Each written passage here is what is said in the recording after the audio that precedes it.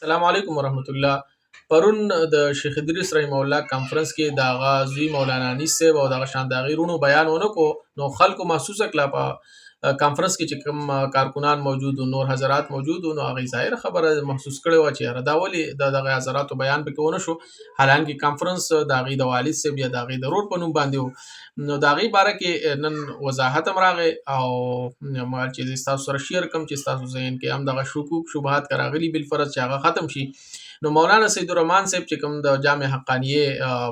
استاد الحدیث دی، هغې وویل چې یاره ما د مولانا انیس صاحب سره رابطه شوې وه، نو هغې ویل چې زما مور ماته اجازت نه کوو، یعنې دغې سانحې نه بعد جومات ته د راتګ او جمعې مونځ له راتګ کې هم ماته د هغې د طرفه لږ مشکل وي، او دې کانفرنس دپاره خو بالکل اجازت نه کوو چې یاره هسې نه چې تا ته غټه سانحه راباندې تېره شوه او هسې نه چې تا ته څه تکلیف ورسي یا د دشمنانو طرفه تا ته څه نقصان ونه رسي. نو د دې وجې نه والدې ماته اجازت نه دی کړی، نو وایي زه ځکه د کانفرنس ته شرکت کې هم ماته مشکل و. او دغه شان رور یې په خپله باندې مولانا یوسف صاحب وغیره هغې ویل چې موږ د مولانا صاحب سره په کانفرنس کې متصل ناست وو، خو موږ ته د بیان دپاره حضرات هم وویله، او موږ ویل چې بالکل زموږ همت نه کېږي چې د رور باره کې موږ څه بیان وکړو، ځکه چې د هغې کوم زموږ په زړه کې هغه جذبات دي، درد دی، نو هغه بیانول زموږ دپاره مشکل دي، او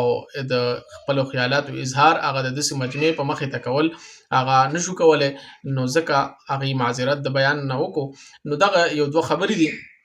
چې انیس صاحب بیان نه دی کړی، نو هغې ته د والدې طرفه مسله وه، او مولانا یوسف صاحب بیان نه دی کړی، نو هغه ته د دغې همت یې نه کېدو، ځکه چې د هغه کوم ورور چې و مولانا شیخ ادریس صاحب د هغې دپاره د دوی په زړه کې یو درد، یو قدر، یو احترام، یعنې د پلار په ځای باندې هغه دوی ایښودی و او هغوی به ورته په دغه نظر باندې کتل، نو ظاهره خبره د هغې لپاره ډېره غټه سانحه وه. نو ځکه یې نور داسې نه ده چې یاره د کانفرنس په باره کې هغوی څه بد شګون و یا د دغې مخالفت یې کړی دی وغیره وغیره، نه داسې هېڅکله هم نه وه. نو دغه یو دوه خبرې وې، ما چې ستاسو د ذهن نه دا خبرې شکوک اعتراضات وځي، نو ځکه مې دا خبرې ستاسو سره شیر کړې. او که بالفرض ستاسو په ذهن کې هم څه خبرې یا د هغې په باره کې څه معلومات وي، نو هم تاسو زموږ سره کمنټ کې شیر کولی شئ. شکریه.